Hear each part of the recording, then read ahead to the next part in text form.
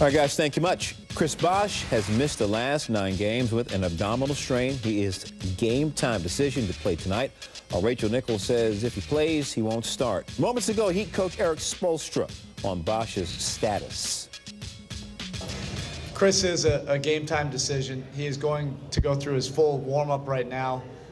We'll make an evaluation before the game. If he does play, he will not start. He will come in at some point in the rotation in a short burst, and that's all it would be. If we determine that he's not ready to go tonight, that's not a setback. It just means another day of work, and possibly he'd be ready for the next game, and we'll continue to reevaluate from there. And for more on Game 5, we re-welcome Rachel Nichols to SportsCenter. Rachel, do we know yet, fingers crossed, if Rondo and the Celtics are preparing to see Chris Bosh tonight?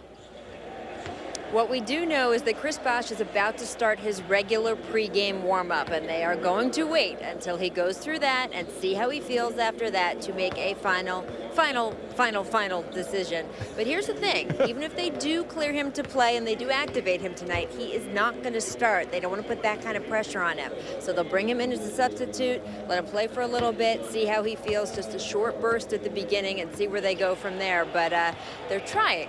They're going to get him through the next hour, and then we'll see.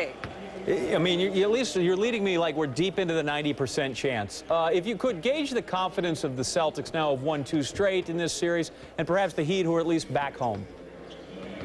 Well, I heard from a certain SportsCenter anchor just a few minutes ago not to do too much with statistics, but I'll try here. I would say that they are very confident. They feel that they are a team that has not shown their best effort yet, and this series is tied 2-2, especially defensively. Doc Rivers keeps emphasizing that to his club. In fact, in their film session this morning, he said, just give me 4 straight quarters of the kind of defense that we know how to play. He doesn't feel that they have done that. He thinks they can do that tonight, and they're going to have to do that tonight, especially in this court, in this floor, because the Miami crowd, when they want to be, when they get here, we know they're a late arriving crowd, but they are very loud and they do help this Miami team out. So Doc has told his team it's not about the offense tonight, it is about the defense, and they are prepared for Chris Bosh if he comes out there. They've worked on film against him. They will affect their rotations, but it's not going to affect their general game plan.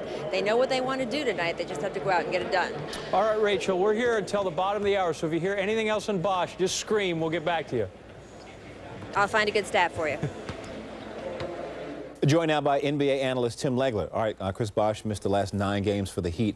If he's indeed back tonight, what difference does he make on the floor? He could make a big difference. I mean, I don't expect him to have a ton of offensive rhythm. You wouldn't expect the guy to come in and just start knocking down jump shots, but he is a pro. He's an all-star caliber player, so that could happen. He's only been out a few weeks. More importantly, it's the threat of what he brings to the table. The fact that you have to account for a great jump shooter in the middle of the floor is going to free things up for some other guys because Boston has to rotate differently.